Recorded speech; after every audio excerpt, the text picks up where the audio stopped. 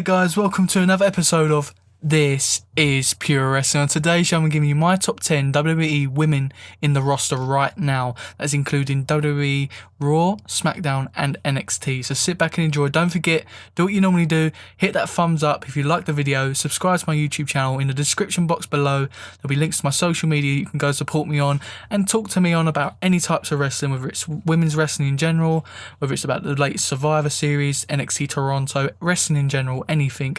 You can communicate with me on there. Support me on there. I'd be really grateful. Thank you to all my subscribers and my viewers. Thanks for tuning in.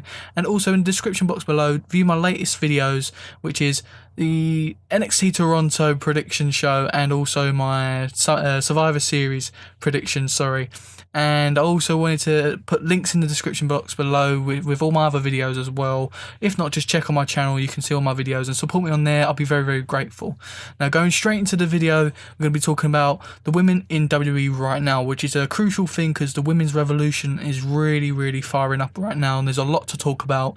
But I'm going to quickly do a quick video, just a top 10 and a little bit of a reason why. Coming in at number 10, this is a woman from NXT right now. She's not really been built up as much, but to me, in my personal top 10, she had to be in it.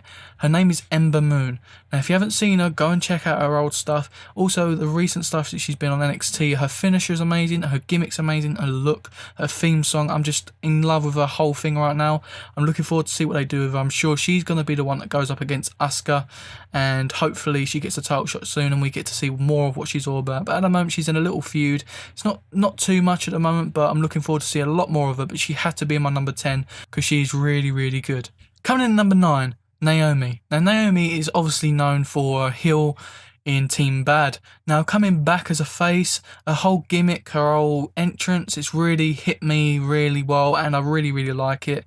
And I really like Naomi as a wrestler in general because she's got the look for a woman's wrestler, as well as her movesets are really good. I think she's a really good high flyer and acrobatic person. I think she's really good. She had to be in my top 10 and that's why she is at number 9. Coming in at number 8, Nia Jax. Nia Jax had to be in this list. She's the most dominant woman in WWE right now. Now, if you look at her, she's just so, her size, she's sort of like a Big Show sort of thing. She's big like Braun Strowman and stuff like that, but she's the only woman that's that size and so powerful and dominant. If you see her on Team Raw in Survivor Series, she was very dominant. She looked very good. She did get eliminated, but she looked very good and powerful. She was a big asset to that team. Nia Jax also has had an history in NXT. She's had so many good matches. She's put off so many good people. She's put through the likes of Bayley, Asuka. She's had so many good matches. I do personally really like Nia Jax and I do hope she does get that title push soon. Coming in at number 7. Now, people are probably going to be a bit confused with this number, why she's here. It is Becky Lynch. Now, Becky Lynch, I really like Becky Lynch, but as of recent, she hasn't been doing that much because obviously her injury and stuff. And not only that, her face work at the moment, her gimmick, her mic work has been criticised from many people. I personally don't mind it, but sometimes it can be a bit too much. But I really like Becky Lynch as a wrestler. I do think she's different. I do like it. She's like the Irish Sheamus in the women's roster, if you'd like to say. Obviously, a little bit different. Obviously, she's not as bad looking as Sheamus, obviously, but Becky Lynch is really good. I do really like her moveset. She's just became SmackDown's Women's Champion as of recent. She's done really well for herself. She's deserved it. She's done so much, and everyone just loves her. Just ahead of Becky in position number 6, that is Alexa Bliss. Alexa Bliss has recently came into the roster and has made a massive impact for SmackdownLive. She's personally became one of my favourites. She's lucky she's just fell out the top 5 for me. She's personally become one of my favourites. She's got the look, she's got the total great heel. She's probably one of the best heels in WWE right now. That is including males as well. She's really good. I like her heel work. There's just certain heels that click with me and certain ones that don't. And her heel work is really great. Not only that, she's deserved the title opportunities that she's got, and hopefully soon she does become a champion because she does deserve it. She's been doing really good matches. Not only that, everyone loves her. Everyone loves the way she looks. Everyone loves her heel work. There's not one bad thing I've heard about Alexa Bliss, apart from that she's young and she's not as experienced as most of the others, but she's been showing that she can hold off with these people. She's shown that she's got the talent. I personally believe that she can be a good champion, and that is why Alexa Bliss is in number 6. Coming in number 5 is Sasha Banks. Now, that's probably going to be a surprise for most people because Sasha Banks is probably one of the best wrestlers right now. This is not because of her wrestling. Her wrestling is absolutely amazing. She's got a great moveset. I just personally put her down in my list because of her face right now. I'm not enjoying the face of Sasha Banks. I prefer her heel in Team Bad. And when she came up from Team Bad and went on her own, I really enjoyed it. She was that heel you hate because she destroyed the people that you love. And I personally really liked that. And when you're a heel and I like you, that means you're really, really good. Sasha Banks was one of them people that I really, really liked. So when Sasha Banks went face, I just felt like she went a little bit stale.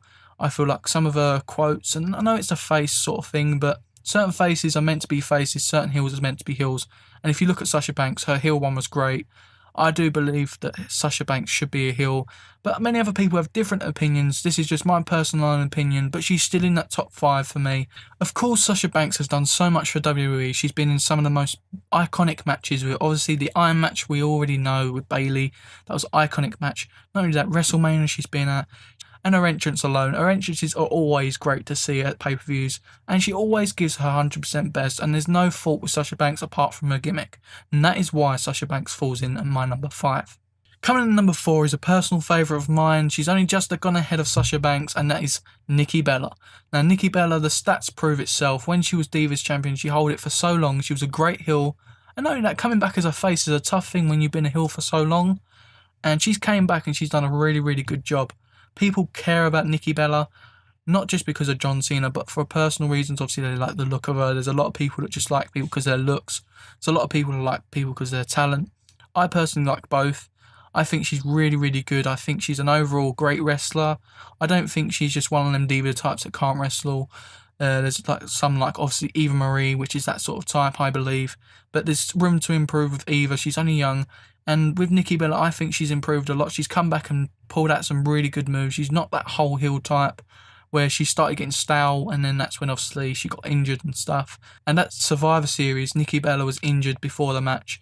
That just goes to show how iconic she is. She needs to be taken out for Raw's women to be like the winners of that match. She's so iconic, she's so strong, she's so powerful. I prefer her over most women on the SmackDown roster. Coming at number 3, Huggable Bayley. Now, Bayley had to be in this list. She's made such an impact, not only in NXT, but in the main roster at the moment. She's been a filler for when Sasha Banks wasn't there.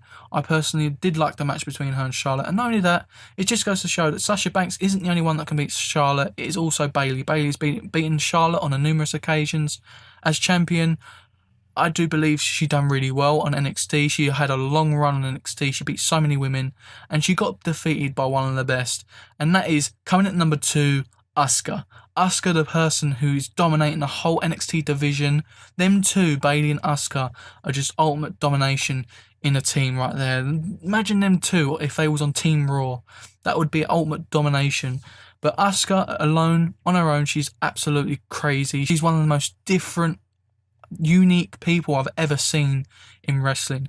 I think it's the whole Japanese side of it, and that's not going against any Japanese people, because I just think seeing someone from a different culture being a champion is really, really good. Look at Shinsuke Nakamura. Having him as champion instead of Samoa Joe, it's a different type of person, different style, and I do believe Asuka is dominating. Not only that, seeing her match against Mickie James. Now, Mickie James has been the closest to beating her than anybody else. That's also over Bayley. Bayley came close too, but Mickie James came close to beating her. But Asuka is always that one step ahead. The facts don't lie.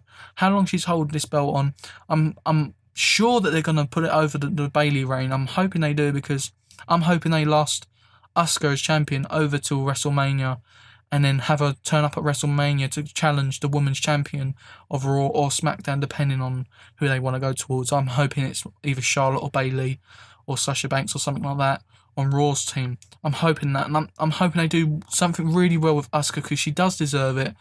Bayley was going to be my second place, but Asuka had to be just ahead of her. She's beaten Bayley on numerous occasions, and not only that, the title reign of Asuka at the moment, she's just looking dominant. She's literally ripping everyone apart. It wouldn't surprise me if she went into the men's division and done the same. It's just a personal dream match of mine seeing her go against Charlotte, who falls in at number 1. Charlotte is on my list at number 1 for the personal fact of she's just pure dominant. She's the queen of Raw and SmackDown. Before the brand split, Charlotte was ultimate dominance. No one could beat her. She's just like Asuka in NXT, but I just think she's more smarter, if you know what I mean. She's just got that whole heel.